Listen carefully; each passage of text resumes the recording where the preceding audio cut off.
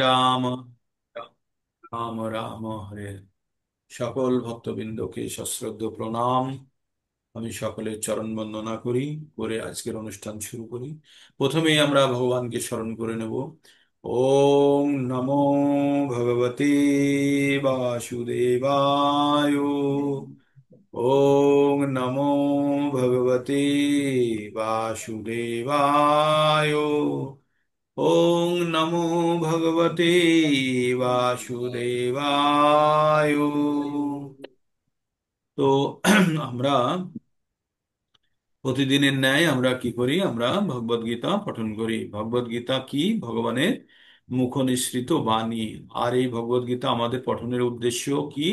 এই ভগবদ গীতা পঠনের আমাদের উদ্দেশ্য হচ্ছে আমাদের জীবনের প্রকৃত উদ্দেশ্য জানা এবং আমাদের কি করা উচিত আর কি করা উচিত না সেই সম্বন্ধে জ্ঞান লাভ করে সেই পথে চালিত হওয়া। তো ভগবদ গীতা অত্যন্ত গুরুত্বপূর্ণ একটি গ্রন্থ, যেটি আমাদের জীবনের ম্যানুয়াল। আমরা একটা টিভি কিনে আনলে যেমন টিভিটা কিভাবে চালাতে হবে সেটা আমরা ওই একটা ছোট হ্যান্ড বই থাকে বা ম্যানুয়াল থাকে সেটা দেখে যেমন শিখি, তেমনটি মনুষ্য জীবনের পরম উদ্দেশ্য জানার জন্য আমাদের জ্ঞানের প্রয়োজন। আর সেই জ্ঞান আমরা অর্জন করি ভগবদ গীতা থেকে। আর ভগবদ গীতা যেহেতু ভগবানের মুখনিসৃত বাণী, তাই লিপিবদ্ধ করা আছে, তাই ভগবানের বাণী আর ভগবানের মধ্যে যেমন কোনো পার্থক্য নেই, তেমন ভগবদ গীতা আর ভগবানের মধ্যে কোনো পার্থক্য নেই। তাই ভগবদ গীতা আমরা যখন পঠন করব তখন সর্বোচ্চ সম্মান এবং মর্যাদার সঙ্গে আমরা ভগবদ গীতার পঠন। এই ভগবদ গীতা থেকে আমরা কি জানতে পারি? পাঁচটি বিষয় সম্বন্ধে আমরা জানতে পারি: ঈশা, জীব, প্রকৃতি, সময় এবং কর্ম। এই পাঁচটি বিষয়ের মধ্যে প্রথম পাঁচটি বিষয়ের মধ্যে এই পাঁচটি বিষয়ের মধ্যে প্রথম চারটি বিষয় মোটামুটি ফিক্সড, সকলের জন্য মোটামুটি একই। আমাদের সকলের ঈশ্বর এক, আমাদের সকলের আত্মা আলাদা আলাদা শরীরে থাকলেও নেচার প্রকৃতি একই।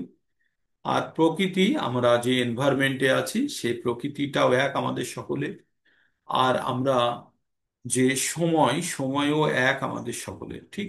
তা সত্ত্বেও আমাদের বিভিন্নতা আমরা কেন দেখতে পাই? আমরা এক একজন এক এক রকম দেখতে কেন? কারণ আমাদের পোশাক আলাদা। পোশাক কি? আমাদের এখানে ধুতি বা কুর্তা পরে আছি বা শাড়ি পরে আছি সেটা পোশাক, সেটা আমাদের বাহ্যিক শরীরের পোশাক।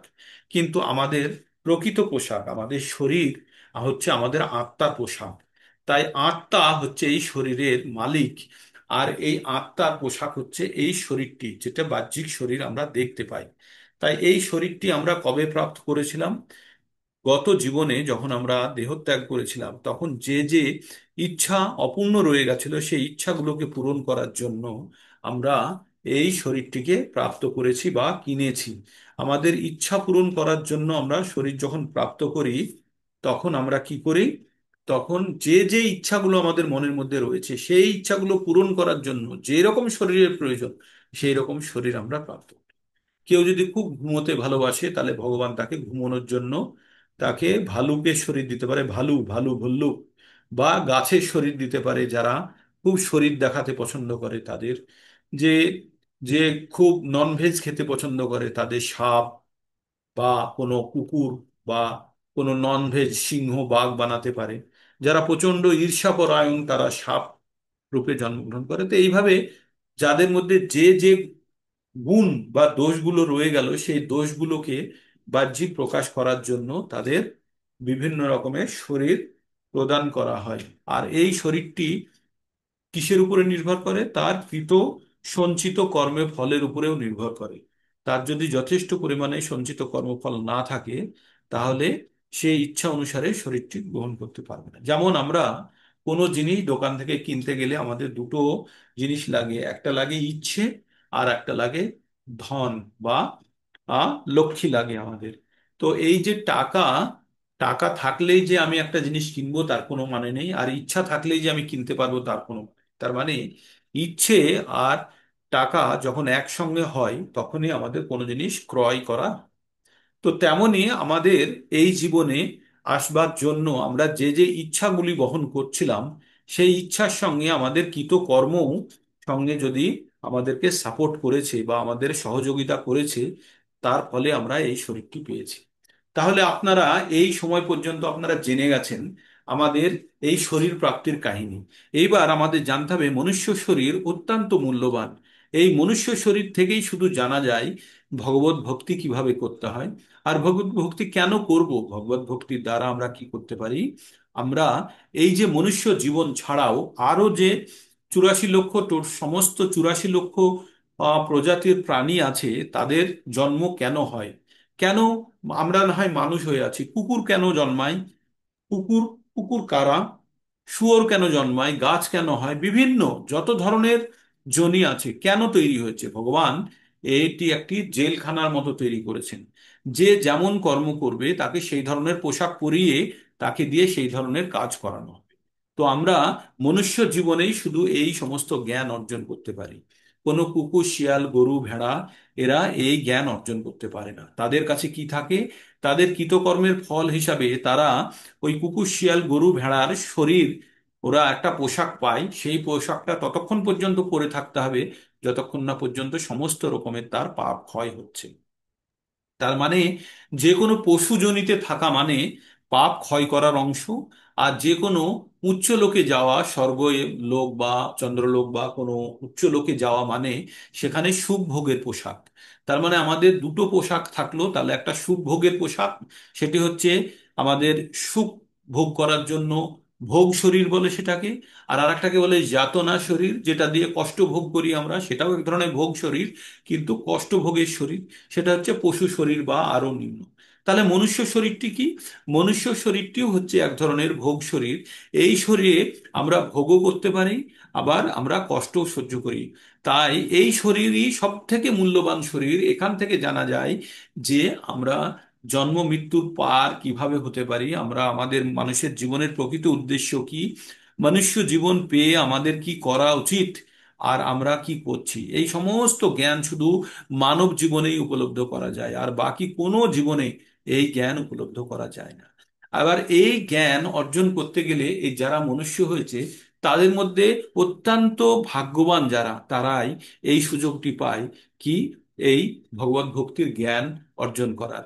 আর এই ভগবত ভক্তির জ্ঞান অর্জনের পর এই জ্ঞানকে কাজে লাগিয়ে পুনরায় ভগবত ভক্তির পথে আরো অগ্রসর হওয়ার জন্য শুধু এই মানব জীবনেই সম্ভব। তাই ভগবান বলছেন, মনুষ্য নাম সহস্রেষু কশ্চিৎ যততি সিদ্ধয়ে যততি মাপি সিদ্ধ নাম কশ্চিন্মান ব্যক্তি তত্ত্বত। হাজার হাজার মনুষ্যের মধ্যে কতিপয় এক দুজনের ভগবানের প্রতি ভক্তি করার ইচ্ছা জন্মায়। আপনারা দেখবেন এখন আপনাদের বাড়ির আশেপাশে ইভেন আপনার সংসারের প্রচুর মনুষ্য এখন ঘুমে নিদ্রায় আচ্ছন্ন হয়ে আছে, তারা আনন্দ ভোগ করছে, বিছানার সুখ ভোগ করছে। কিন্তু আপনারা সকালবেলায় ঘুম থেকে উঠে স্নান করে তিলকান্নিক করে ভগবানের নামে ভজনায় আপনারা ব্যস্ত, ভগবত ভক্তির কথা শোনার জন্য আপনারা সবসময় উন্মুখ হয়ে থাকেন, তাই না? কেন? এই হাজার হাজার মানুষের মধ্যে আপনারা কতিপয় একজন। এবার আমাদের মধ্যে যারা হাজার হাজার এইরকম ভক্তের মধ্যে কেউ প্রকৃত ভক্ত হওয়ার জন্য যারা সঠিক পথে অগ্রসর হবে, তারাই ভগবানের তত্ত্বজ্ঞান অর্জন করতে পারবে। তাই আপনাদের মধ্যে থেকে অনেকেই আপনারা ভগবত তত্ত্ব জ্ঞান অর্জন করছেন, করার চেষ্টা করছেন এবং করবেনও। করলে ভগবানের তত্ত্বজ্ঞান অর্জন করলে কি হবে, তখন আমাদের হবে জন্ম কর্ম চ মে দিব্যম এবং যো ব্যক্তি তত্ত্বতঃ তত্ত্বাদেহং পুনর্জন্ম নৈতি মামেতি সার্জুন। হে অর্জুন, আমার জন্ম এবং কর্ম সম্বন্ধে যে জেনে গেছে, সে আর পুনরায় এই দেহ ত্যাগ করার পরে আর দেহ ধারণ করে না। সে কি করে? সে ভগবানের ধামে, ভগবানের আশ্রয়ে চলে যায়। তো আমাদের মনে হতে হবে কে দেখেছে সেখানে যাওয়া যায় কিনা। ঠিকই বলেছেন, কেউ দেখেনি। কিন্তু যারা জেলের মধ্যে থাকে তারা জেলের বাইরে কি হচ্ছে না হচ্ছে কোনো খবর জানে না। কিন্তু যারা জেলের কর্মচারী, তারা জেলের মধ্যে থাকে, আবার জেলের বাইরেও থাকে, তারা জেলের ভিতরটাও জানে, জেলের বাইরেটাও জানে। তো তেমনি যারা গুরু, যারা তত্ত্বদর্শী, তারা এই ধরাধামে কি হচ্ছে জানে এবং ধরাধামের বাইরেও কি হচ্ছে সেটাও তারা জানে। আর তাদের থেকে প্রকৃত জ্ঞান অর্জনের পরে আমরাও জানতে পারি। কখনো আপনাদের মনে হয় না যে আপনার বাড়ির আশেপাশে যে কুকুরটি ঘুরে বেড়াচ্ছে, সে কুকুর হয়ে কেন জন্মগ্রহণ করেছে? আপনারা প্রচুর গাছপালা আশেপাশে দেখতে পান, কেন গাছটি জন্মগ্রহণ করেছে? তারও তো প্রাণ আছে। সে কেন জন্মগ্রহণ করেছে? সে কেন রোজ বৃষ্টি ঝড় সে সহ্য করছে। তো আপনারা বা আমরা কখনোই চাইবো না আমাদের ওই রকম জীবন আবার হোক। আমরা ওই রকম কষ্ট সহ্য করে এসেছি। এই রকম বিভিন্ন প্রজাতির মধ্যে দিয়ে আমরা লক্ষ লক্ষ বৎসর আমরা এই বিভিন্ন প্রজাতির মধ্যে দিয়ে পার করার পরে আমরা মনুষ্য জীবনে এসে পৌঁছেছি। এই জ্ঞান যে একবার অর্জন করে ফেলেছে, সে আর কখনো কোনো অধঃপতিত হবে না, কোনো প্রাণীতে ইভেন পশু জীবনেও সে যাবে না, যদি না ইচ্ছাকৃতভাবে সে কোনো বড় ধরনের অন্যায় করে। তাই ভগবান বলছেন, ঊর্ধ্বং গচ্ছন্তি শতস্থা, মধ্যম তিষ্ঠতি রজসা, জঘন্য গুণ বৃত্তিস্থ, অধ গচ্ছন্তি তমসা। তো আমরা যারা এই রজগুণের প্রভাবে আমরা এই ভূলোকে আছি, যারা আমরা পূর্ববর্তী জীবনে যারা আমরা রজগুণের প্রভাবে ছিলাম, তারাই কিন্তু মনুষ্য রূপে বর্তমানে জন্মগ্রহণ করেছি। যদি শতগুণে থাকতাম সম্পূর্ণরূপে, তাহলে স্বর্গ আদি উচ্চ লোকে আমরা চলে যেতাম। আর যদি তমগুণে পড়ে থাকতাম, তাহলে পশু বা নরক লোক আমরা ভোগ করতাম। তাই এটা অত্যন্ত গুরুত্বপূর্ণ, অত্যন্ত প্রত্যেকটা মুহূর্তে আপনাদেরকে এই কথাটি বলে আনন্দিত হতে হবে, জেনে যে আমরা মানুষের জীবন পেয়েছি। আর এই মানুষের জীবন পাওয়ার পরে আমরা কি করেছি, আমরা আসল জ্ঞান অর্জন করতে পারছি। কি জ্ঞান? যে মনুষ্য জীবনের উদ্দেশ্য কি। আর এটি যখন আপনি জেনে যাবেন মনুষ্য জীবনের উদ্দেশ্য, তখনই কিন্তু আপনি প্রকৃত অর্থে আমাদের জীবনের পূর্ণ ব্যবহার আমরা জানতে পারবো। আমরা আমরা কখন আমরা জীবনের পূর্ণ ব্যবহার জানতে পারবো? আমরা যখন জানতে পারবো যে আমাদের মনুষ্য জীবনের উদ্দেশ্য কি। আর এই মনুষ্য জীবনের ফলে আমরা আমরা কি করতে পারবো? আমরা মনুষ্য জীবনকে সঠিক দিকে প্রবাহিত করে আমরা আমাদের জীবনের উদ্দেশ্য সাধিত করতে পারবো। মনুষ্য জীবনের উদ্দেশ্য কি? মনুষ্য জীবনের উদ্দেশ্য জন্ম মৃত্যু চক্রে বেরোনো। তো আমরা বিভিন্ন অধ্যায়ে বিভিন্ন জিনিস পড়েছি। 1 নম্বর অধ্যায় থেকে 6 নম্বর অধ্যায় পর্যন্ত আমরা পঠন করছি কর্মযোগ। 6, 7 থেকে 12 পর্যন্ত আমরা পঠন করছি ভক্তি যোগ। আর 13 থেকে 18 পর্যন্ত আমরা পঠন করছি জ্ঞান যোগ। তো এই যে কর্মযোগের মাধ্যমে বিভিন্ন যোগের কথা বলা হয়েছে, তো আমরা কর্মযোগে বিভিন্ন যোগের মধ্যে আমরা প্রথমে 3 নম্বর অধ্যায়ে কর্মযোগ পড়তে পড়তে আমরা কি পড়লাম? ওখানে আমরা একটা জিনিস পড়লাম, আমাদের বড় শত্রুকে আমরা চিনলাম। আমাদের শত্রু হচ্ছে কাম। সে কোথায় লুকিয়ে থাকে? আমাদের ইন্দ্রিয় সমূহে লুকিয়ে লুকিয়ে থাকে। সে কোথায় লুকিয়ে থাকে? আমাদের মনে লুকিয়ে থাকে। আর কোথায় লুকিয়ে থাকে? বুদ্ধিতে লুকিয়ে থাকে। এই কাম হচ্ছে সর্বনাশের গোড়া। এই কামই হচ্ছে, কাম কাকে বলে? কোনো জিনিসকে তীব্রভাবে নিজের ইন্দ্রিয় তৃপ্তির জন্য পাওয়ার ইচ্ছাকে বলা হয় কাম। আর আর ভগবানের ইন্দ্রিয় তৃপ্তির উদ্দেশ্যে কোনো জিনিসকে তীব্রভাবে পাওয়ার ইচ্ছাকে বলা হয় প্রেম। হ্যাঁ? তো তাহলে কাম আর প্রেমের আমাদের সংজ্ঞা জানতে হবে। কোনো জিনিস কোনো জিনিসকে তীব্রভাবে মন চাইছে, কোনো জিনিসকে খুব কঠিনভাবে আমি পেতে চাই, কেন? কারণ সে আমাকে শারীরিক বা মানসিক সুখ দেবে। সেই রকম জিনিসকে পাওয়াকে বলা হয় কাম। আর কাম থেকে কি হয়? লোভ। লোভ কেন? যখন কিছুটা আমাদের কাম পূর্ণ হয় তখন সেটাকে বলা হয় কাম। আর যখন আরো ওই ইচ্ছা আরেকটু পূরণ হয় তখন লোভ হয়। আর যখন আর পূরণ হয় না তখন আমাদের ক্রোধ হয়। তাহলে কাম থেকে আমাদের ক্রোধ উৎপন্ন হয়। আর এই কাম ক্রোধ হচ্ছে কোথা থেকে উৎপন্ন হয়? রজগুণের প্রভাবে। তাই অর্জুন ভগবানকে জিজ্ঞেস করেছিলেন, ভগবান, অথঃ কেন প্রযুক্ত হয়ং পাপং চরতি পুরুষ অনাচ্ছন্নপি বাষ্ণেয় বলাদপি নিয়োজিত। হে ভগবান, আমার ইচ্ছা না থাকা সত্ত্বেও কেউ যেন জোর করে আমাকে দিয়ে এই পাপ কাজ করিয়ে নেয়। কে সে? কেন আমরা এটা করি? তখন ভগবান কি বললেন? বললেন, কাম এসো ক্রোধ এসো রজগুণ সমদ্ভব। কাম আর ক্রোধ রজগুণ থেকে উৎপন্ন হয়। কাম এসো ক্রোধ এসো রজগুণ সমদ্ভব, মহাশানো মহাপাপম মা বৈরী নাম বৃদ্ধি নঈম বৈরিনাম। তো কি বললেন? এই মহাপাপ করানোর জন্য এই যে যে সব থেকে দায়ী সে হচ্ছে রজগুণ। তাই তুমি এই কামরূপী শত্রু থেকে তুমি সব সময় দূরে থাকো। তো ভগবান 3 নম্বরে বলার পরে আমরা কর্ম সম্বন্ধে জানতে শুরু করলাম। 4 নম্বরে কর্ম সম্বন্ধে আমরা কি জানলাম?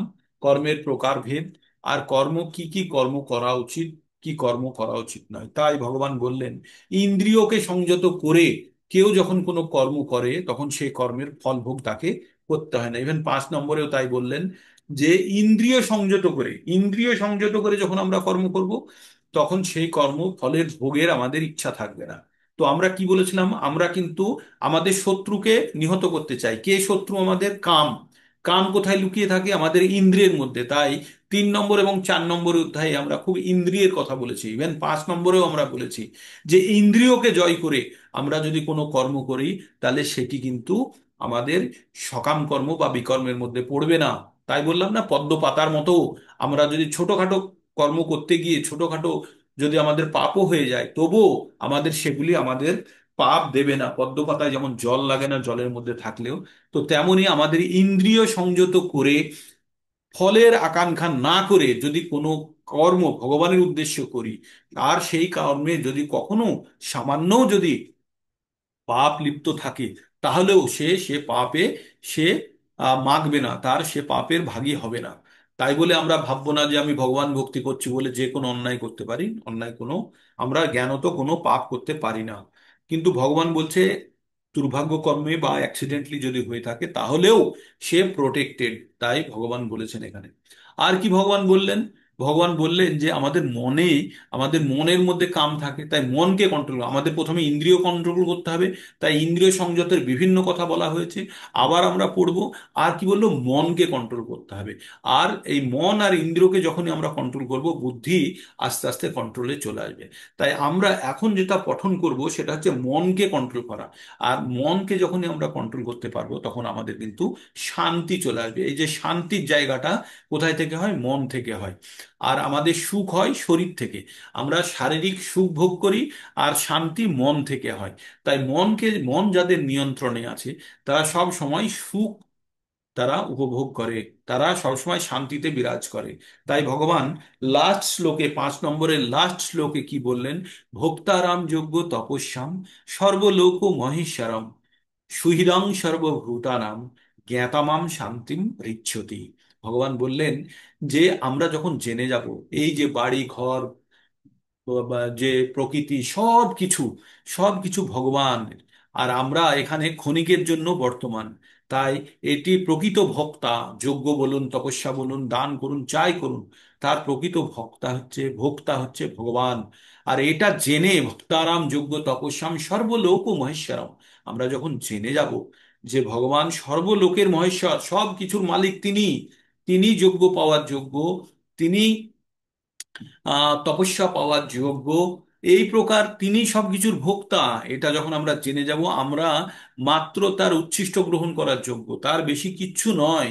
আমরা যে ভাবি না সারাদিন রাত্রি পরিশ্রম করে আমি ফসল ফলিয়েছি, কোনো কৃষক যদি বলে যে আমি দিন রাত্রি পরিশ্রম করে আমি এই ফসল ফলিয়েছি, তাকে জমিও দেওয়া হলো না, আর বীজ দেওয়া হলো, শুধু বলে তুই ফসল ফলা, ঠিক আছে, তাকে বৃষ্টি দেওয়া হলো না ফসল ফলা, তো সে পরিশ্রম একটা অংশ, ফসল ফলানোর অংশ। তাই আমরা যে কোনো পরিশ্রমগুলো করি, সেগুলো দিয়ে সম্পূর্ণ ফল সবসময়তে উৎপন্ন হয় না, যদি ভগবানের সহযোগিতা না থাকে। তাই আমরা কোনো কার্য করার জন্য 5টি বিষয় থাকে, 5টি জায়গাতে কোনো কাজের নির্ভরতা থাকে। এক হচ্ছে কর্তা, 2 হচ্ছে স্থান, 3 হচ্ছে ইন্দ্রিয় সমূহ, 4 হচ্ছে তার প্রচেষ্টা, আর পঞ্চম হচ্ছে দৈবী বা ভগবানের প্রভাব। তো এই 5টি জিনিসের প্রভাবেই কোনো জিনিস সম্পন্ন হয়।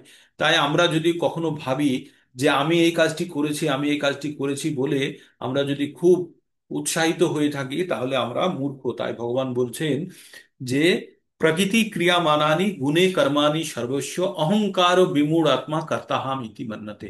যারা অহংকারী পুরুষ, তারা ভাবে যে আমি করেছি, আমি করেছি, আমি করেছি, কিন্তু না, আমরা প্রকৃতির 3টে গুণ দ্বারা চালিত হয়ে আমরা এই কাজটি করি।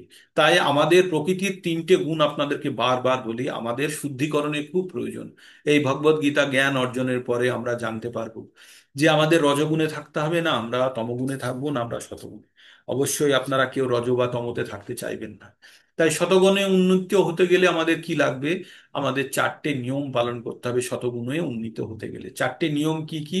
আমাদের আমিষ বর্জন করতে হবে, আমাদের নেশা বর্জন করতে হবে, আমাদের অবৈধ সম্বন্ধ বর্জন করতে হবে, আর বর্জন করতে হবে কি? লটারি, জুয়া, পাশা ইত্যাদি কোনো আর্থিক আহ, অনতিবিলম্বে আর্থিক উন্নতির যে মিথ্যা প্রচেষ্টা আছে তাতে যুক্ত হওয়া থেকে বিরত থাকতে হবে। এই চারটে কাজ যখন আমরা করব, তখন ধীরে ধীরে আমরা শতগুণে উন্নত হব। মাতাজি একদিন জিজ্ঞেস করছিলেন না যে আমরা গুণাতীত যেতে পারবো কিনা। গুণাতীত যাওয়ার প্রথম সোপান, প্রথম সিঁড়ি হচ্ছে শতগুণে উন্নীত হওয়া। তাই আমরা যত বেশিক্ষণ শতগুণে থাকতে পারবো, আমরা দিনের একটা নির্দিষ্ট সময়ই শতগুণে থাকি, তারপরে আবার আমরা তমতে চলে যাই, রজতে চলে যাই। তো যারা সব সময় শতগুণে থাকছে, তারা ধীরে ধীরে ধীরে ধীরে গুণাতীত অবস্থার দিকে যেতে থাকে। তাই শতগুণে থাকা খুব সহজ ফর্মুলা আমি আপনাদেরকে বলে দিয়েছি।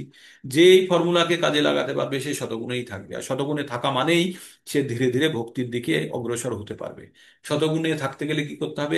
আহার, নিরামিষ আহার গ্রহণ করতে হবে, নেশা বর্জন করতে হবে, অবৈধ স্ত্রী সঙ্গ বর্জন বা পুরুষ সঙ্গ বর্জন করতে হবে, আর চতুর্থ নম্বর হচ্ছে লটারি, জুয়া, পাশা ইত্যাদি বর্জন করতে হবে। এই চারটে জিনিস যারা বর্জন করতে পেরেছে, তারা ধীরে ধীরে অটোমেটিক্যালি শতগুণে চলে যাবে। আর তার সঙ্গে এবার শতগুণের ঊর্ধ্বে যেতে গেলে কি করতে হবে আমাদেরকে? প্রতিদিন নিয়মিত মালা জপ করতে হবে, নির্দিষ্ট সংখ্যক মালা জপ করতে হবে। ভগবান আমাদের আচার্যবর্গ আমাদেরকে নির্দেশ দিয়েছেন, 16 মালা প্রতিদিন যারা জপ করতে পারবে, চারটে নিয়ম পালন করতে পারবে, তারা অটোমেটিক্যালি শতগুণ থেকে শতগুণে, চারটে নিয়ম পালন করলে শতগুণে পৌঁছবে। আর যেই 16 মালা জপ করতে শুরু করবে, তখন এই শতগুণ থেকে তার ঊর্ধ্ব স্তরে চলে যাবে। সেটাকে বলছে ব্রহ্মভূত বা ব্রহ্মভূত অবস্থায়। যখন শোক, দুঃখ, গ্রীষ্ম, বর্ষা, শরৎ, হেমন্ত, দুঃখ, কান্না, কোনো কিছু তাকে বিচলিত করতে পারবে না। সে সম্পূর্ণরূপে ভগবানের ধ্যানে স্থিত হয়ে সে সব সময় সে ব্রহ্মসুখ অনুভব করবে। আমরা শ্লোকের মাধ্যমে পড়েছি। তো এবার মনকে কন্ট্রোল করার জন্য আমাদের কি কি করতে হবে, তাই আমরা এবার যেটা পড়ব, এই অধ্যায়ে আমরা ধ্যান যোগ নামক অধ্যায়ের মধ্যে প্রবেশ করছি, যেটি কর্মযোগের শেষ অধ্যায়। তো এই ধ্যান যোগে কি হচ্ছে? ধ্যান যোগে ভগবান আরো অর্জুনকে গভীর জ্ঞান দিচ্ছে, কিভাবে মনকে সংযত করতে হবে, মনের মনের উপরে কিভাবে আমাদের কর্তৃত্ব পেতে হবে। আর সেই জন্য বিভিন্ন যোগের কথা বলা হয়েছে। তো এখানে বিশেষ রূপে আমরা পড়ব যেটি অষ্টাঙ্গ যোগ। অষ্টাঙ্গ মানে যে যোগের 8টি অঙ্গ আছে, ধ্যান যোগ হচ্ছে একটি অষ্টাঙ্গ যোগ। এটি পতঞ্জলি ঋষি স্থাপন করেছিলেন। এই যোগ সম্বন্ধে আমরা জানতে পারব। তো এবার আমরা 6 নম্বর অধ্যায়ে যখন আমরা প্রবেশ করছি, ভগবান জ্ঞান দিচ্ছেন অর্জুনকে। শ্রী ভগবান উবাচ, অনাশ্রিত কর্ম ফলং কার্যং কর্ম করতি যঃ সন্ন্যাসী চ যোগী চ না নিরাগ্নির্চ আক্রিয়াঃ। অনাশ্রিত কর্মফলং কার্যং কর্ম করতি যা সন্ন্যাসী চ যোগী চ না নিরাগ্নির্চ আক্রিয়াঃ। তো ভগবান কি বললেন? ভগবান বললেন, পরমেশ্বর ভগবান বললেন, যিনি কর্মফলের প্রতি আসক্ত নন, অনাশ্রিত। অনাশ্রিত কর্মফল মানে কর্মফলের প্রতি যে আশ্রয় করে না।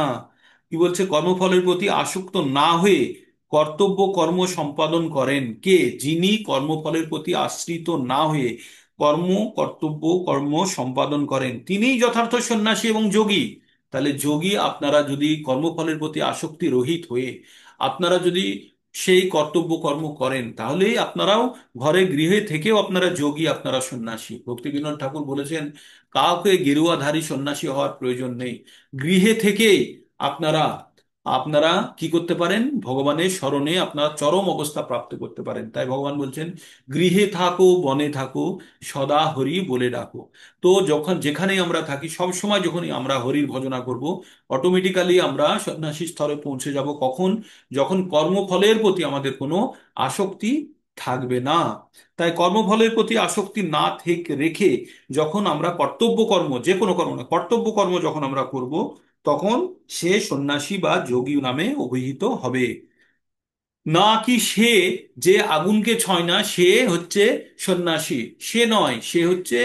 সে সন্ন্যাসী যে কর্মফলের প্রতি আসক্তি রাখে না, তাকে ত্যাগী বা সন্ন্যাসী নামে আখ্যায়িত করেছে। তাই বলছে তিনি যথার্থ সন্ন্যাসী।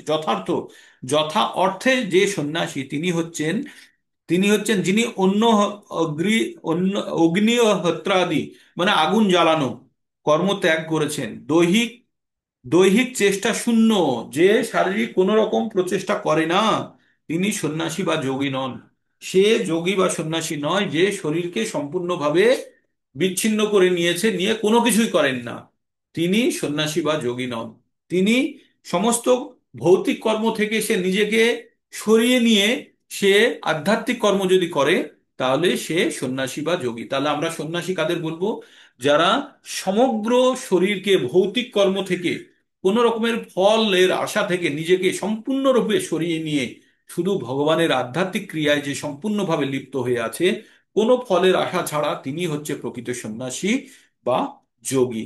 বোঝা গেল এতদূর? তারপরে ভগবান পরবর্তী শ্লোকে বলছেন, সন্ন্যাসিমিতি প্রাহুর্যোগং তং বিদ্ধি পাণ্ডব নাহি সন্ন্যাসস্ত সংকল্প যোগী ভবতি কোশ্চিন। কি বললেন? জং সন্ন্যাসিমিতি প্রাহুর্যোগং তং বিদ্ধি পাণ্ডব নাহি সন্ন্যস্ত সংকল্প যোগী ভবতি কশ্চন।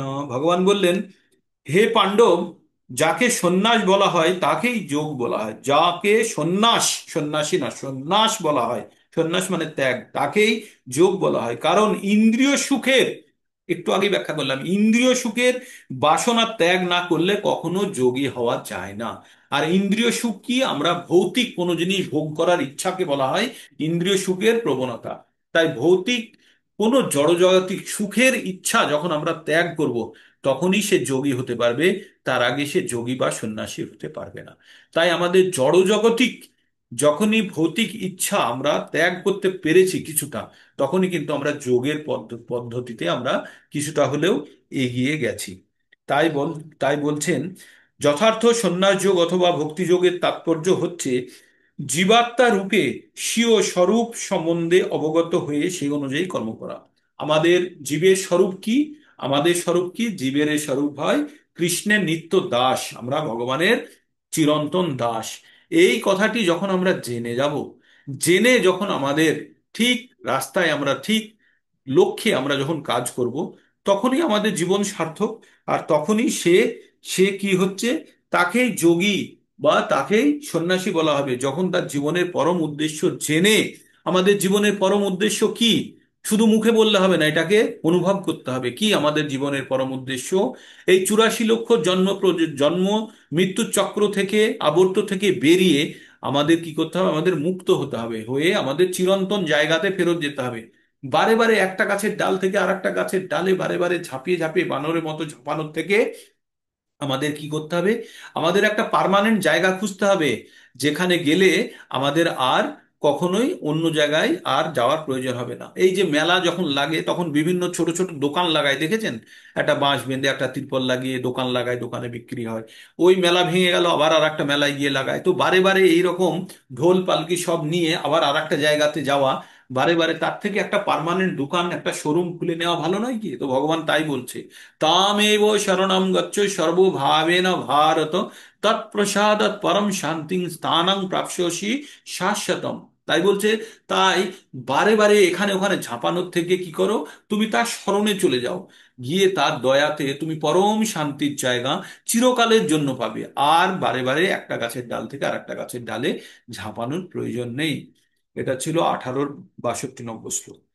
তো ভগবান এইভাবে তারপরে বললেন, তাহলে ইন্দ্রিয় সুখ ভোগের বাসনা যদি আমরা ত্যাগ করতে না পারি, তাহলে কিন্তু আমরা ভক্তির পথে উন্নত হতে পারলাম না। ইন্দ্রিয় সুখ ভোগের বাসনা কিভাবে ত্যাগ হয়? 4টে নিয়মের মধ্যে, 4টে নিয়মের মধ্যে ইন্দ্রিয় বাসনা ত্যাগ হয়ে যাবে।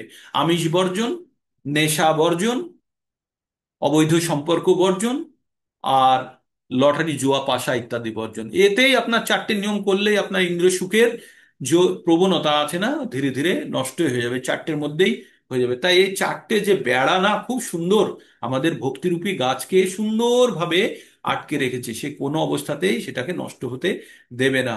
আর যখন গাছ যখন খুব বড় হয়ে যাবে, তখন আর ভয় থাকবে না। যখন আমরা এখন ভক্তিতে নতুন, তাই আমরা যে কোনো বাইরের ভাবধারা দ্বারা আমরা বিচলিত হতে পারি। কিন্তু যে আমরা ভক্তি স্তরের একটা নির্দিষ্ট স্তরে পৌঁছে যাব, তখন আর বাইরের কোনো ভাবধারা আমাদেরকে আর বিচলিত করতে পারবে না। তখন আমরাই বরং বাইরের যে ভাবধারাগুলো আসছে তাদেরকে আমরা প্রভাবিত করতে পারবো। যেমন গাছ ছোট যখন থাকে, তখন গাছকে যদি কোনো ছাগলে বা গরুতে খেয়ে নেয়, গাছটি আর বড় হতে পারে না, গাছটি সেখানে নষ্ট হয়ে যায়। কিন্তু গাছটি যখন অনেক বড় হয়ে যায়, তখন সেই গরু বা ছাগলকেই সে তাদের জীবন ধারণের জন্য তার পাতা বা ফল দিতে পারে, তাই না? তো তেমনই যখনই আমরা ভক্তির প্রথমের দিকে থাকি, তখন আমরা খুব বিচলিত হওয়ার ভয় থাকে। আর যখন আমরা ভক্তির আরেকটু স্তরে পৌঁছে যাই, তখন আমরা কিন্তু আর তখন বাইরের যে যে কোনো ধরনের জিনিস দ্বারা আমরা উদ্দীপিত হই না। এটাই 3 নম্বর শ্লোকে আমরা এখনই পড়বো। কি পড়ছে? আরুরুক্ষ আরুরুক্ষ মুনে যোগম কর্ম কারণমুচ্যতে যোগারূঢ়স্য তস্যৈব সমকারণমুচ্যতে। তো এখানে দুটো কথা বলা হয়েছে, একটা হচ্ছে যোগারূঢ়, আর একটা হচ্ছে যোগ আরুরুক্ষ। আরুরুক্ষ মানে হচ্ছে উঠা, ওঠা, আরোহণ করা। আমরা যখন মই দিয়ে কোনো উপরের দিকে উঠি তখন ওটা হলে আরোহণ বলি। তাই বলছে আরুরুক্ষ। তো যারা যোগের পদ্ধতিতে যারা উপরের দিকে উঠতে চায় তাদেরকে বলা হয় যোগ আরুরুক্ষ, মানে প্রথম নতুন যোগীদেরকে বলা হয় যোগ আরুরুক্ষ। আর যারা খুব প্রবীণ হয়ে গেছে, যোগ সম্বন্ধে সবই জেনে গেছে, তাদেরকে বলা হয় যোগ রূঢ়। তারা যোগ সম্বন্ধে সম্পূর্ণ জেনে গেছে। অষ্টাঙ্গ যোগ, অষ্টাঙ্গ যোগ, আমরা এখানে যোগের কথা মানে অষ্টাঙ্গ যোগের কথা বলছি। অষ্টাঙ্গ যোগ অনুষ্ঠানে যারা নবীন, তাদের বলা হয় কর্ম অনুষ্ঠান করাই উৎকৃষ্ট সাধন। আর যারা ইতিমধ্যে যোগারূঢ় অবস্থায় পৌঁছে গেছেন, তাদের জন্য সমস্ত কর্ম থেকে নির্দিষ্ট, তাদের জন্য নিবৃত্ত হওয়াই উৎকৃষ্ট সাধন। অ্যাকচুয়ালি কি হয়, আমরা যখন ভক্তিতে প্রথম প্রথম ঢুকি, প্রথম প্রথম সুখী, তখন আমরা কি করি? আমরা ভাবি তাহলে কর্ম ত্যাগ করে দিতে হবে, ফলের আশা ত্যাগ করে দিতে হবে, আমি তাহলে আমার কাজ করার কোনো দরকার নেই। এই যে দায়িত্ববোধহীনতা, এটা এটা ভক্তি থেকে আসতে হবে, দায়িত্ববোধহীনতা থেকে নয়। এটা তামসিক বা রজগুণ থেকে ত্যাগ আসলে হবে না। তাই আমরা ত্যাগ সম্বন্ধে আমরা পড়েছি, কত ধরনের ত্যাগ হয় পড়েছি তো। 3 ধরনের, রজগুণে, শতগুণে আর তমগুণে। তো কোনো অবস্থাতে আমরা যেন ভক্তির পথে গিয়ে আমাদের সবকিছু ত্যাগ করে দিলাম, অমুক এগুলো যেন রজ বা তমগুণে না হয়। এই তমগুণের ত্যাগ বা রজগুণের ত্যাগ, সেই ত্যাগগুলো সম্বন্ধে আমরা আরো বিস্তারিত জানবো। তবে আমাদের মাথায় রাখতে হবে, আমরা কোনো আমরা কোনো আবেগের বশে এই ত্যাগ করে দিলাম ওই ত্যাগ করে দিলাম না। আমাদের আগে জ্ঞান অর্জন করতে হবে, তারপরে জানতে হবে কোনটা ত্যাগ করা উচিত আর কোনটা ত্যাগ করা উচিত নয়। যদিও আমি জানছি এটা ত্যাগ করা উচিত না, করতে পারছি না, তখন আমাদের যে কাউন্সিলর আছে, আমাদের যে শিক্ষক আছে, তার সঙ্গে কথা বলে তার অর্থ বুঝতে হবে, বুঝে ধীরে ধীরে আমাদের ত্যাগের পদ্ধতি যেতে হবে। নাহলে প্রথমেই আমরা যদি কোনো জিনিস ত্যাগ, আজকের দিনে ত্যাগ করে নিলাম, কালকে আবার ধরে নিলাম, আবার পরশু ত্যাগ করলাম, তাহলে এটা স্থায়িত্ব লাভ করবে না। তাই আমাদের প্রকৃত জ্ঞান অর্জনের পরে আমরা ধীরে ধীরে, কেন আমরা আমিষ বর্জন করব, কেন আমরা নেশা বর্জন করব, কেন আমরা অবৈধ সম্পর্ক বর্জন করব, কেন লটারি জুয়া ইত্যাদি বর্জন করব, এটি জ্ঞান অর্জন করে ত্যাগ করলে তবেই আমরা এটাতে স্থায়ী থাকতে পারবো। কিন্তু আমরা যদি আবেগবশত ত্যাগ করে দিই, কাল থেকে আর খাবো না, পরশু আবার ইচ্ছা হবে, তারপরের দিন আবার ইচ্ছা হবে না, তো এই রকম অস্থিরতার প্রয়োজন নেই। আমাদের আগে মনকে সংকল্প স্থির করতে হবে যে হ্যাঁ এটা প্রয়োজন। বারবার বারবার আমাদের শুনতে হবে, বলতে হবে। প্রয়োজন হলে যে আমাদের যে কাউন্সিলিং করে, আমাদের যে, যেমন আপনাদের সঙ্গে আমি কথা বলি, তো তার সঙ্গে আলোচনা করতে হবে কোথায় আমি পাচ্ছি না, কেন আমার হচ্ছে না, বা আমি কি করলে হবে। সেই আলোচনার পরে নিজেকে আগে কনভিন্স করতে হবে, নিজেকে আগে বোঝাতে হবে, তারপরে আমরা কিন্তু অগ্রগতি করতে পারবো। তো এইভাবে যোগারূঢ় হচ্ছে যারা যোগ সম্বন্ধে বিশদ জেনে গেছে এবং যোগের প্রকৃত অবস্থায় আছে, তারা হচ্ছে যোগরূঢ়। আর যোগ আরুরুক্ষ হচ্ছে যারা যোগের প্রথমের দিকে আছে, নবীন, তারা হচ্ছে যোগ আরুরুক্ষ। ঠিক আছে? তো আমাদের 3টে ভাগে যোগের সিঁড়িকে ভাগ করা হয়েছে, জ্ঞান যোগ, ধ্যান যোগ আর ভক্তি যোগ। তো এই এই শ্রেণীর প্রথম ধাপকে বলা হয় যোগ রূঢ় স্তর, এটি সর্বোচ্চ ধাপকে বলা হয় যোগ রূঢ়। তাহলে জ্ঞান অর্জনের পরে ধ্যান করা আর পরবর্তীতে আমাদের ভক্তি যোগে প্রবেশ করা। তো আমরা যোগ অবরূঢ়তে আছি, আমরা যোগ রূঢ়তে আছি। আমরা কি করছি? আমরা জ্ঞান অর্জন করছি, জ্ঞান অর্জনের পরে আমরা ধ্যান করব, আর তারপরে আমরা ভক্তি যোগে প্রবেশ করব। ঠিক?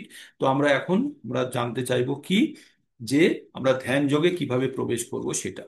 তো তারপরে কি বলছে? যদাহি না ইন্দ্রিয়স্থেষু, যদাহি না ইন্দ্রিয়স্থেষু না কর্মস্য কর্মসু অনুসজ্জতে সর্বসংকল্প সন্ন্যাসী যোগরূঢ় তদচ্যুত। এবার যোগরূঢ় কাদেরকে বলছে সেটা বলছে, যখন যোগী সমস্ত সুখ ভোগের সংকল্প ত্যাগ করে ইন্দ্রিয় ভোগ্য বিষয়ে এবং সকাম কর্মের প্রতি আসক্তি রহিত হন, তখন তাকে যোগারূঢ় বলা হয়।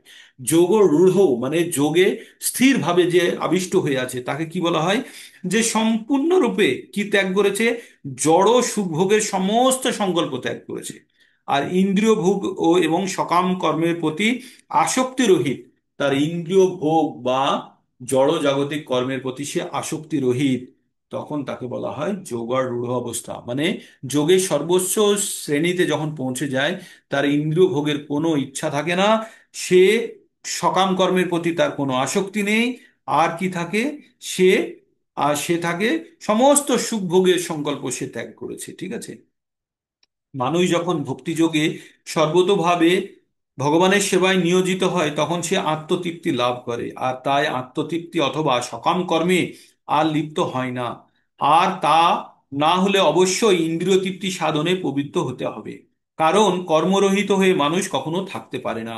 কৃষ্ণ ভাবনাময় কর্ম না করলে আত্মকেন্দ্রিক অথবা সমষ্টিগত স্বার্থে কর্ম করার প্রয়াস দেখা দেবে। যদি আমি ব্যক্তিগত উদ্দেশ্যে কাজ না করলে সমাজের জন্য বা দেশের জন্য কাজ করার ইচ্ছে জন্মাবে। খুবই ভালো, দেশের জন্য বা সমাজের জন্য কাজ করুন, কিন্তু সেগুলো সকাম কর্মের মধ্যে পড়ে যাওয়ার সম্ভাবনা আছে। আর সকাম কর্মী হয়ে গেলে আবার কিন্তু জন্ম মৃত্যুর চক্করে। তাই আমাদের দেশ সমাজ বা গণ্ডির ভিতরের বাইরে বেরোতে হবে, আমাদের তাদের বাইরেও যেতে হবে। তবেই কিন্তু আমরা প্রকৃতরূপে যোগী হয়ে আমরা এই জন্ম মৃত্যুর আবর্তে বেরোতে পারবো। কিন্তু তাই ইন্দ্রিয় তৃপ্তির ব্যাপারে সম্পূর্ণ নিরাসক্ত হয়ে থাকেন। যার এই উপলব্ধি হয়নি, তিনি যোগ মার্গ রূপ সিঁড়ির সর্বোচ্চ ধাপে পৌঁছতে পারেননি। তার বিষয় বাসনা থেকে যতক্ষণ না পর্যন্ত সে মুক্ত হতে পারছে, সে কিন্তু যোগের সর্বোচ্চ শ্রেণীতে পৌঁছতে পারবে না। এইবার আমাদের এই যে ইচ্ছাগুলোকে আমাদেরকে কে নিয়ন্ত্রণ করে?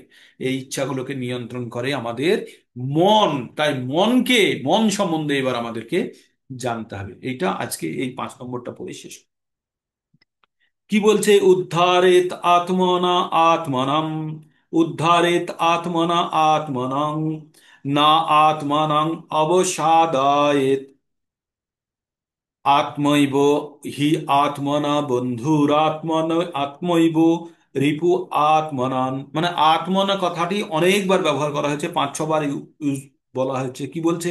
উদ্ধারেত আত্মনা আত্মনম, না আত্মনম অবসায়ত অবসাদয়েত, আত্ম আত্ম এব হি আত্মনা বন্ধুর্মান, বন্ধুর আত্মা রিপু আত্মনাহ। কি বলল ভগবান এখানে? বললেন মানুষের কর্তব্য হচ্ছে তার মনের দ্বারা নিজেকে জড় জগতের বন্ধন থেকে উদ্ধার করা। আমাদেরকে যদি উদ্ধার করতে হয়, আমাদের কে উদ্ধার করবে? আমাদের মন উদ্ধার করবে।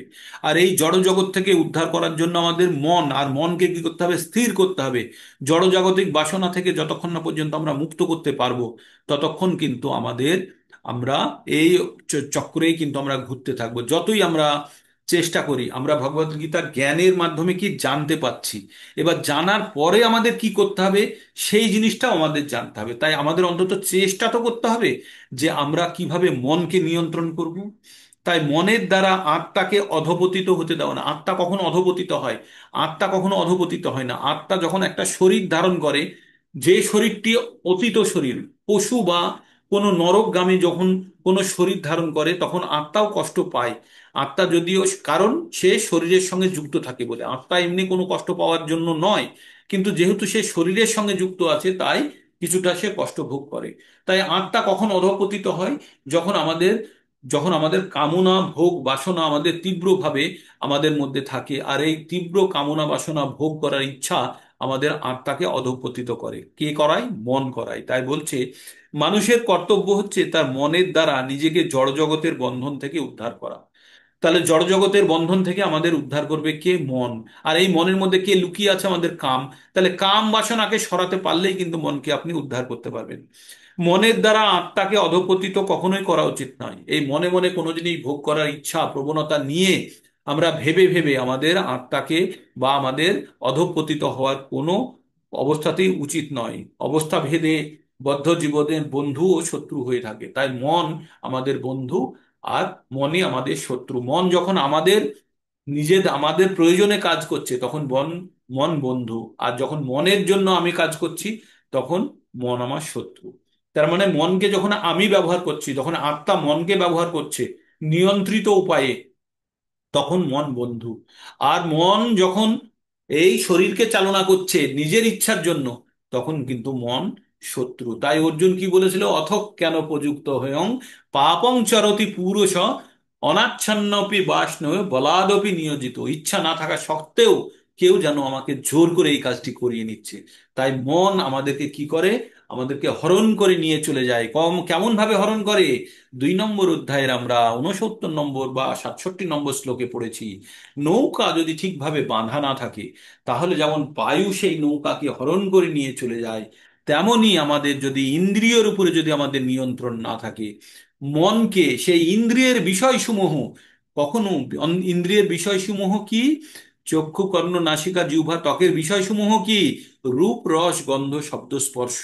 এই 5টি বিষয়সমূহ কেউ একটি আমাদের ইন্দ্রিয়ের সংস্পর্শে এসে আমাদের মনকে হরণ করে নিয়ে চলে যায়। আর মনকে যখন হরণ করে নিয়ে চলে যায়, তখন মন আমাদের আত্মার শত্রু রূপে প্রতিপন্ন হয় আর তাকে অধঃপতিত করে। তাই আমাদের প্রত্যেকটা মুহূর্তে মনে রাখতে হবে যে আত্মাকে কখনোই অধঃপতিত হতে দেওয়া যাবে না। আর না দিতে গেলে মনকে নিয়ন্ত্রণ করতে হবে। তো এই থাকলো আমাদের 5 নম্বর পর্যন্ত, আজকে এখানেই শেষ করব। আহ আর ভালো লাগছে তো? আমার মনে হয় আপনাদের নিশ্চয়ই ভালো লাগছে। আপনারা বলবেন, আমার আমার তো খুব ভীষণ ভালো লাগে। তাই আপনাদের ভালো লাগলে তবে আরো ভালো লাগাটা আমার আরো শক্তিশালী হবে, যে আমরা এর মধ্যে যে জ্ঞান, প্রকৃত অর্থে আমরা জ্ঞান পাচ্ছি কি পাচ্ছি না, এটা জানা খুবই প্রয়োজন। আপনারা ক্যামেরা অন করুন, একবার স্ন্যাপশট নিয়ে নেব। হরে কৃষ্ণ কৃষ্ণ কৃষ্ণ হরে হরে, হরে রাম রাম রাম হরে হরে, হরে কৃষ্ণ কৃষ্ণ কৃষ্ণ হরে হরে, হরে রাম রাম রাম হরে হরে। আচ্ছা, একটা ঘোষণা আছে আপনাদের জন্য। যারা যারা ভগবত গীতা দান করতে চান, তারা আমাকে আলাদাভাবে মেসেজ করবেন যে কে কতগুলো ভগবত গীতা দান করতে চান। আর যাদের যাদের কাছে ভগবত গীতা নেই, কিনতে পারেননি বা প্রয়োজন আছে, কোনো কারণে কেনা যাচ্ছে না আর্থিক আনুকূল্যে, মানে প্রতিকূলতার জন্য, সেটাও আমাকে জানাবেন। তাহলে যারা যারা ভগবদ গীতা দান করতে যান, অলরেডি মাতাজি আমাকে কয়েকজন জানিয়েছেন, এবং বাকিরা যারা জানাতে চান, এটা আমাকে গোপনভাবে জানাবেন। এটা গ্রুপে পোস্ট করার দরকার নেই, আমাকে 1 to 1 লিখে জানাবেন যে আপনি কতগুলো ভগবদ গীতা দান করতে চান। আমরা ডিসেম্বর মাসে খুব জবরদস্ত আমরা ভগবদ গীতা দান করব। এই প্রচারের জন্য আমরা পৌঁছবো লোকের কাছে কাছে। কার্তিক মাসে আপনারা খুব ভালোভাবে কার্তিক পালন করবেন। আর আমাদেরকে ভগবত ভক্তিতে আমাদের নিজেদের উন্নতি যতখানি প্রয়োজন, ততক্ষণ অন্যের উন্নতির জন্য আমাদের কাজ করতে হবে। সেটাই তো হবে ভগবানের প্রতি প্রকৃত শ্রদ্ধা জ্ঞাপন, তাই না? তাই আপনারা সবাই রেডি হবেন এবং আমাকে জানিয়ে দেবেন। মোটামুটি 220 টাকার মোটামুটি একটা ভগবত গীতার দাম পড়ে, 220 টাকার মতো। আমি আনালে ওই 24টা একসঙ্গে আনাই, তখন কম দাম পড়ে। একটা একটা কিনতে গেলে এখন 270 বা 280 টাকা নেয়। কিন্তু যখন বাল্ক একসঙ্গে অনেকগুলো কিনি, তখন কম দামে হয়। তো আপনারা সেই জন্য প্রস্তুত থাকুন, কে কতগুলো স্পন্সর করতে পারবেন। যদি না পারবেন, কোনো নেই, জবরদস্তি নেই। যারা পারবেন স্বতঃস্ফূর্ত ভাবে, তারা আমাকে অবশ্যই জানাবেন। ক্যামেরা অন করেছেন, একটা স্ন্যাপশট অ্যাটেন্ডেন্স হয়ে যায়। কিন্তু আমাদের সংখ্যা এখনো ঠিক হচ্ছে না। কি আমি কি ঠিক মতো আপনাদের বলতে পারছি না, বা আপনাদের ইন্টারেস্ট উৎপন্ন করতে পারছি না? আপনাদের যদি ইন্টারেস্ট উৎপন্ন না হয়, তাহলে অবশ্যই আপনারা বলুন কি করলে আপনাদের আরো ইন্টারেস্ট আমি উৎপন্ন করতে পারি, বা জিনিসটিকে আরো সহজভাবে বোঝাতে পারি। কারণ আমার মনে হচ্ছে যে যদি আপনাদের কাছে না পৌঁছয়, তাহলে আমার চেষ্টা ব্যর্থ যাচ্ছে, তাই না? কারো কিছু বলার থাকলে আনমিউট করে কথা বলুন। আনমিউট করার অ্যাক্সেস আপনাদের কাছে আমি দিয়ে দিচ্ছি। আনমিউট করার অ্যাক্সেস আমি সকলকে দিয়ে দিলাম। আপনারা সকলে আনমিউট করে কথা বলতে পারেন। হরে কৃষ্ণ কৃষ্ণ কৃষ্ণ হরে হরে, হরে রাম हरे রাম। राम বলুন। राम राम हरे हरे। হরে কৃষ্ণ প্রভু। হ্যাঁ মাতাজি বলুন। বলছি আমরা তো এই কার্তিক মাস ভোর মানে পূর্ণিমা থেকে পরিক্রমায় বেরোই। হ্যাঁ, তা আমরা সকালে ক্লাসটা কি করে অ্যাটেন্ড করব? হ্যাঁ, আপনারা পরিক্রমা করুন। পরিক্রমা করুন, দেখছি অন্য সময়ে ক্লাস করানো যায় কিনা। কারণ ওই দ্বীপ কারণ এই যাদের মাসটা এই প্রোগ্রাম থাকে মাসটা একটু প্রচন্ড অসুবিধা আমাদের। হবে প্রভু, আমরা অ্যাটেন্ড করতেই পারবো না। তো দেখছি কি করা যায়, রেকর্ডিং শুনতে হবে, আপনাদের কয়েকজন কজন আছেন রেকর্ডিং শুনতে হবে। আমরা এখানে প্রায় 8-10 জন আছি, আরো বেশি তো হবে। ঠিক আছে, আপনারা করবেন। আর বাকিরা দেখি অন্য সময় যদি ক্লাস কন্ডাক্ট করতে পারি সেটাও দেখছি। ঠিক আছে, এই 1 মাসের জন্য আমাদের কিছু ব্যবস্থা করতে হবে। আপনারা পরিক্রমা অবশ্যই যারা যারা পারবেন পরিক্রমা করুন। হুম, ঠিক আছে, দেখছি ব্যবস্থা কিছু একটা করবো, শুনে আসছি। আর কারো সন্ধেবেলা খুব। ক্লাস হবে? হ্যাঁ মাতাজি। বলছি সন্ধেবেলা ক্লাসটা করে নিতে পারে হবে? হ্যাঁ, সন্ধেবেলায় সন্ধেবেলায় আমাদের দীপদানের প্রোগ্রাম থাকবে না 1 মাস ব্যাপী। সেই হ্যাঁ, হ্যাঁ, হ্যাঁ। ওই অষ্টাকম করব আমরা। সেই সময় আমরা দেখছি কিভাবে ক্লাস অ্যাটেন্ড করা, আমি সেটা প্ল্যান করছি আপনাদের সবাইকে নিয়ে। ঠিক আছে। আর ঠিক কারো আছে। কিছু সংখ্যা, আপনারা গ্রুপ লিডার যারা যারা আছেন, কারা কারা আপনাদের সঙ্গে যোগ করছে না বা অসুবিধা কি আছে জানার জন্য তাদেরকে ফোন করুন, একটু তাদের উন্নতির জন্য চেষ্টা করুন। আপনারা তারা একটু। ঘুম থেকে উঠতে পারছে না প্রভু। হ্যাঁ, তারা ঘুম থেকে উঠতে পারছে না, আমরা বলছি তারা উঠতে পারছে না। ঠিক আছে, চেষ্টা করুক, আপনারা তাদের জন্য প্রার্থনা করুন, হ্যাঁ, যদি উঠতে পারে। ঠিক আছে। আর কারো কিছু এডিশন ডিলিশন, কোনো উক্তি, প্রশ্ন? ঠিক আছে, তাহলে আজকে এখানেই শেষ করি, আবার কালকে আবার সকালে আমরা যুক্ত হব। হরে কৃষ্ণ হরে কৃষ্ণ।